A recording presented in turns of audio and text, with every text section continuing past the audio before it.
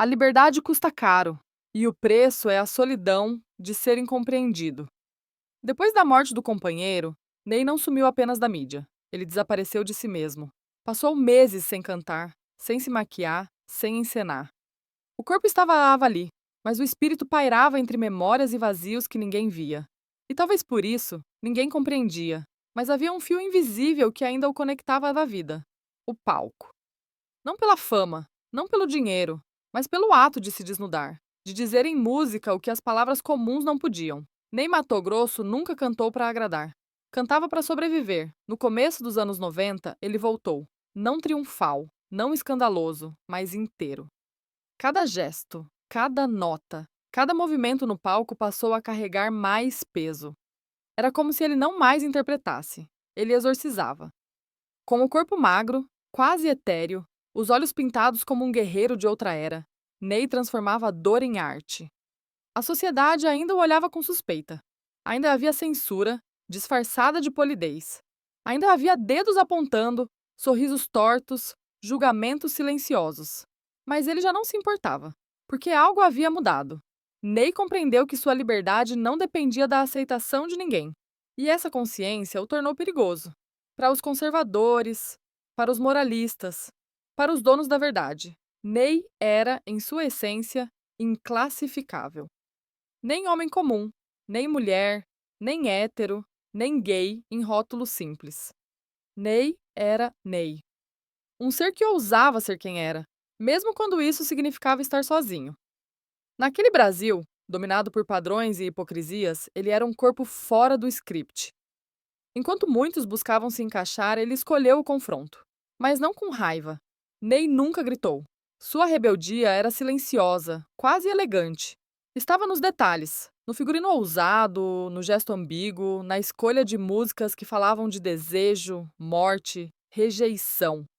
Seus shows deixavam marcas, não porque chocavam, mas porque revelavam. Ney colocava em cena aquilo que a sociedade tentava esconder: a fluidez da sexualidade, o peso da exclusão, a beleza do efêmero. E o fazia com uma entrega tão sincera que até os mais céticos se calavam. Mas a batalha não era apenas externa.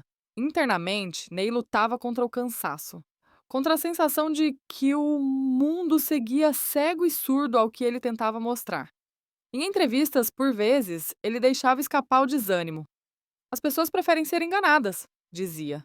Mas mesmo assim continuava, porque havia algo mais forte que a dor: o dever.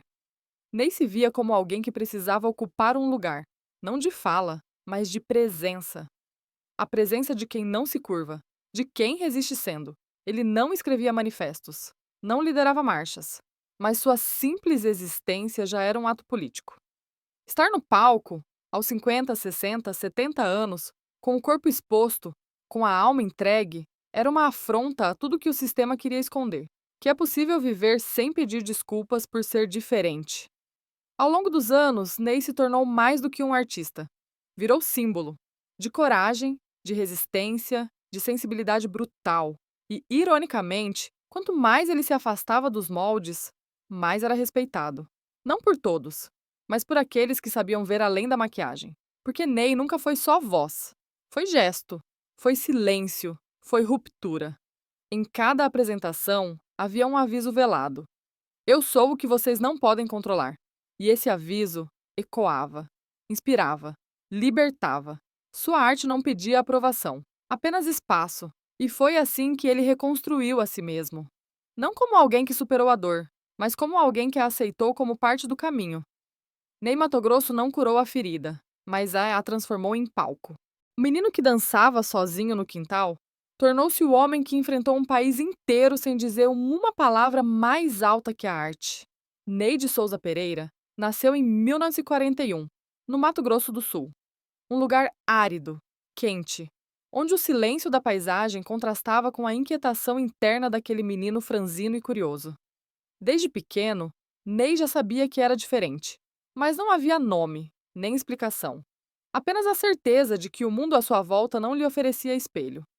Seu pai era militar da aeronáutica, rigoroso, fechado, incapaz de lidar com um filho sensível, artístico, fora do padrão. Ney cresceu à sombra de uma autoridade que impunha silêncio, repressão e vergonha. Ele aprendeu cedo demais que não poderia ser quem era, pelo menos não ali. E assim, ainda adolescente, partiu. Fugiu de casa, do peso do pai, da cidade pequena, mas não da dor. Essa ele carregaria como armadura.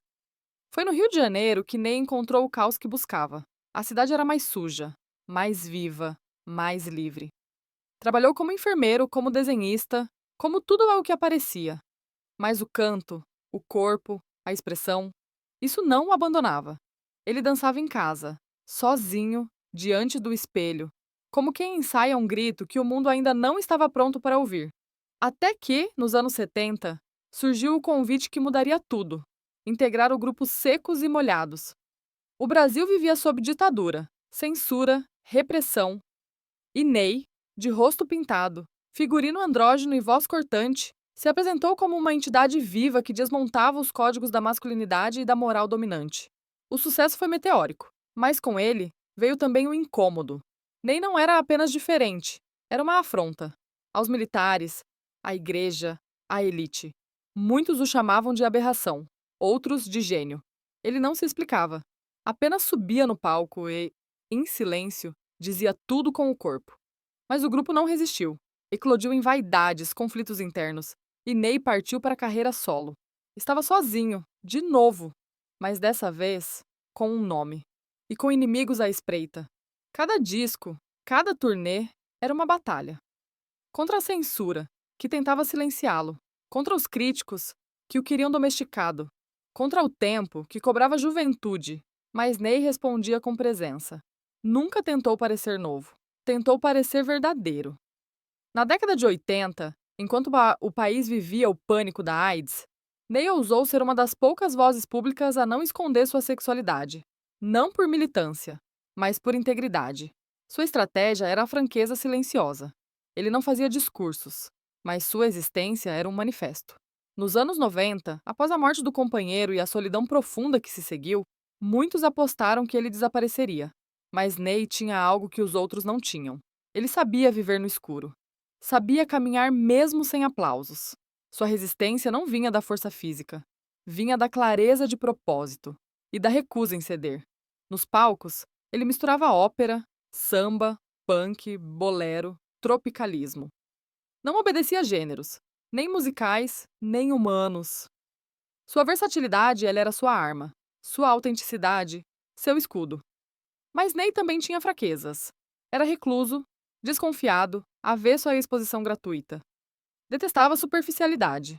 Pagou um preço alto por isso. Nunca foi queridinho da mídia. Nunca foi unanimidade. Mas também nunca traiu a si mesmo. Seu maior talento não era a voz, embora fosse inconfundível, nem o corpo, embora magnético. Era sua capacidade de estar inteiro no que fazia, de entregar tudo, mesmo quando o mundo lhe oferecia pouco em troca. As decisões que moldaram sua vida nunca foram óbvias. Recusou contratos milionários, escolheu caminhos mais difíceis, preferiu perder público a perder coerência. E é exatamente por isso que ele sobreviveu a tantos modismos. Enquanto outros envelheciam tentando parecer jovens, Ney envelhecia com elegância brutal. Como quem sabe que a beleza não está na aparência, mas na fidelidade a si mesmo. A beleza do silêncio está em tudo que ele não precisa explicar. Hoje, Ney Matogrosso vive em silêncio. Um silêncio escolhido, não o da fuga, mas o da lucidez. Aos mais de 80 anos, ainda sobe ao palco, ainda canta, ainda dança, mas com o peso e a leveza de quem já não precisa provar nada a ninguém. Ele não é mais uma figura exótica, nem um símbolo de transgressão.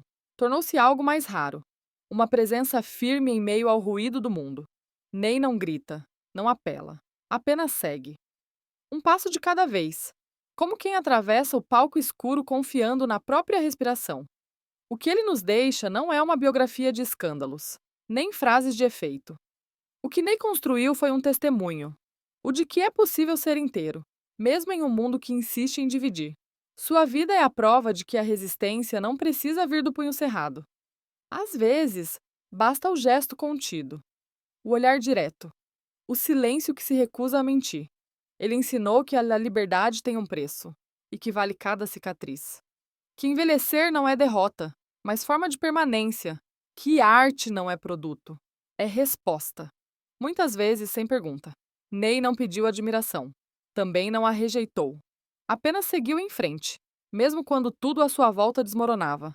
Como um soldado de palco. Um sobrevivente do invisível. E é isso que permanece. A imagem de um corpo que dançou sobre os escombros. Uma voz que não precisou elevar o tom para ser ouvida. Um artista que fez da solidão uma morada. E da diferença? Sua principal arma. Quando as cortinas se fecham e o público vai embora, o que fica é isso: o rastro de um homem que por décadas caminhou no fio da navalha entre o risco e a verdade. E ao final, ele não nos deixa uma lição, nos deixa uma pergunta. Se você não for você mesmo, quem vai viver a sua vida por você?